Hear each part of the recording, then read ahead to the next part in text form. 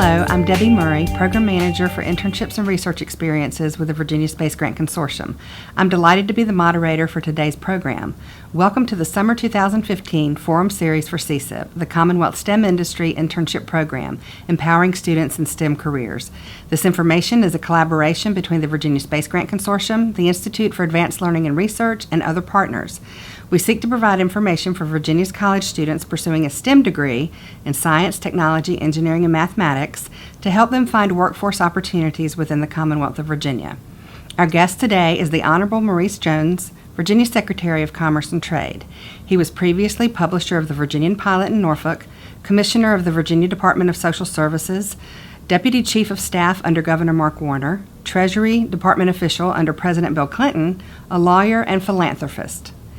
Welcome, Secretary Jones, and thank you so much for joining us today. Thank you for having me. So what I'd like to know is if you would just take a minute just to share a bit about your role as Secretary of Commerce and Trade. Sure.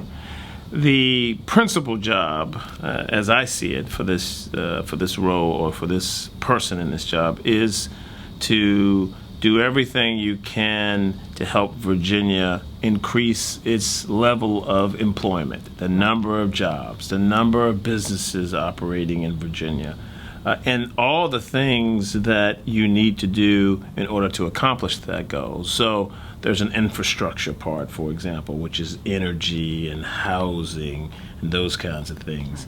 There is going out and recruiting businesses that are not within Virginia, but who are interested in Virginia, or going out and helping Virginia businesses expand and grow, or keeping businesses that are in Virginia.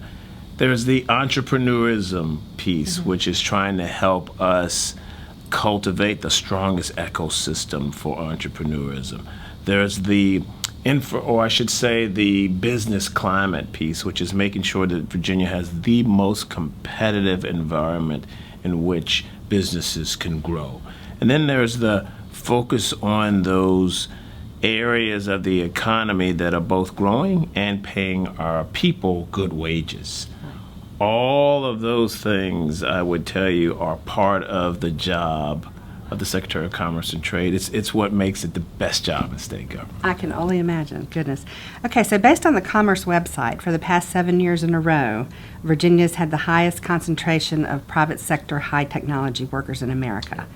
So what does that mean for our STEM students in Virginia, and do you expect that trend to continue? I do expect that trend to continue, to answer the latter first. What that means for students who are now pursuing STEM educations is that Virginia is already recognized as having a workforce that is skilled in STEM, that has great capacity, and indeed is one of the best in the country. What that means is the STEM jobs will be here. The STEM jobs that are here will grow, and employers looking for STEM competencies in their workforce will come to Virginia. So what that means for students is there will be abundant opportunities in STEM-related fields. Right. That's awesome. Okay. So what is currently being done to attract new businesses to Virginia? We do a lot of things. The first thing we try to do is to just tell the Virginia story. So lots of marketing of the assets that Virginia has that are unique to Virginia. You just mentioned one of them. 1 in 10 employee in the private sector in Virginia has technology experience. That's the highest concentration in the country. So we go out and market Virginia, tell the Virginia story. We also put incentives on the table to try to attract businesses here. And those incentives may be tax credits, they may be grants, they may be helping with the permitting system, a number of those things. We put a team around businesses and try to help Virginia become their best business decision. Sounds like you offer an awesome package to bring them to Virginia. Virginia has great assets. Right. I know that. I've been here for over 30 years, so that's wonderful. What do you see as the fastest growing STEM areas in the state of Virginia? It's interesting. I'd tell you that there are a number of STEM areas. Biosciences is a fast-growing area in Virginia that is integrally related to STEM. coding is one of the fastest growing areas in Virginia right now, in particular when it comes to the healthcare sector. I'd tell you robotics is another really fast growing STEM area in Virginia. Anything in the information technology arena in Virginia is blessed with that, is growing in Virginia and growing at a rapid clip. Data centers, another area in Virginia. Data analytics. Yeah, data analytics. So big data, all of those things are really, really bursting forth with growth and with good wages. All right, and what do you think about cybersecurity? Cybersecurity, I left that out. Well, how dare I? It's actually one of the fastest growing and will continue to be.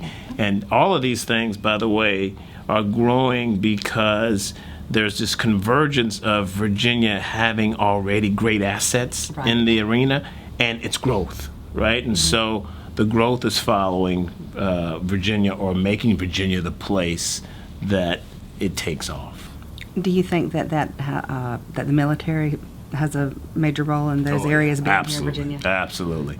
One of the biggest purchasers of cybersecurity services, cybersecurity equipment, cybersecurity advice is our military. And guess what? That's the largest employer in Virginia. Absolutely.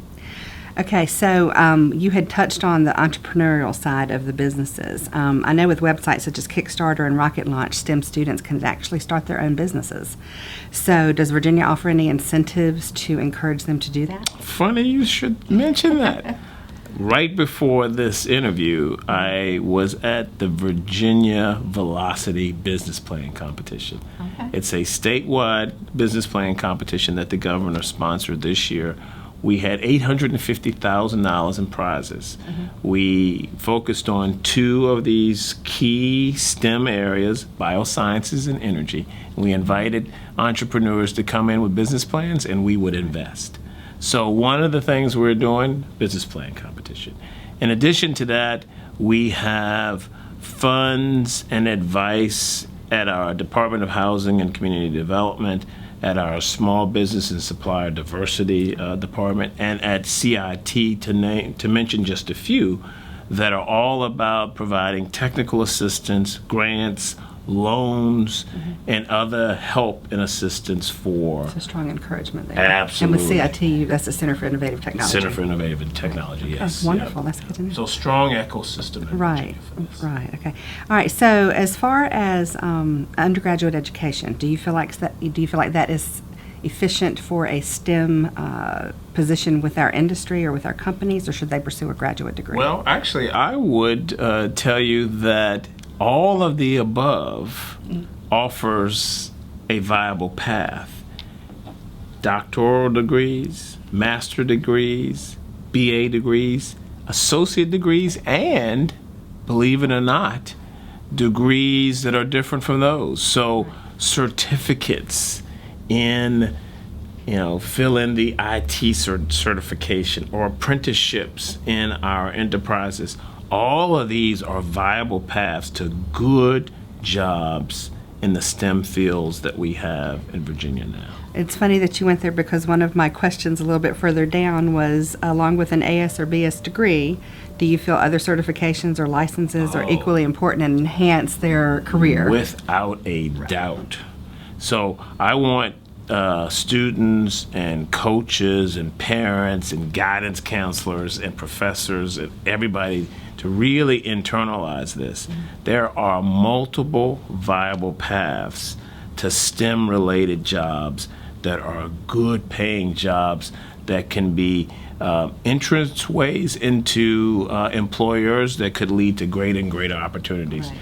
It's not just the PhDs, it's not just the masters or the bachelors or the associates. Right. All these other certifications and competencies that are evidenced by those are demanded by our businesses. And for the student, it's find the path that best fits you, What you enjoy given the doing. season that you're in, Right. and go for it, and go for it with gusto. And positions with the certifications and the licenses offer a fruitful salary as well. Without a doubt. Yes. Yes. In fact, I got a BA in political science, Many of these certifications demand more in the market than my BA in political science. I understand that. I say that with a little chagrin. Okay, so as you know, CSIP offers the opportunity for STEM students to participate in paid STEM positions with Virginia businesses. Yes. How important do you think an internship is to the student in terms of their next steps in career? And along with that, did you ever participate in an internship, and what was the impact for you personally?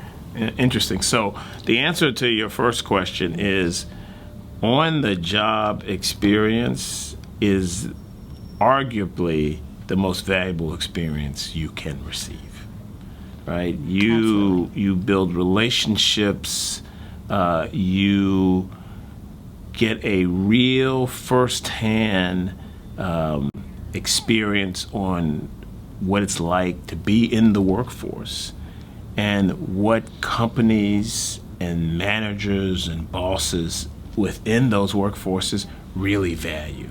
True. It's hard to beat that. So the answer is yes, every student should be pursuing on-the-job experience. And as for me, I got a lot of it when I was growing up. It turns out that I got most of it, though, because I'm a farmer. I was in the tobacco field from 5 and 6 years old. My dad had a tobacco farm as well, so.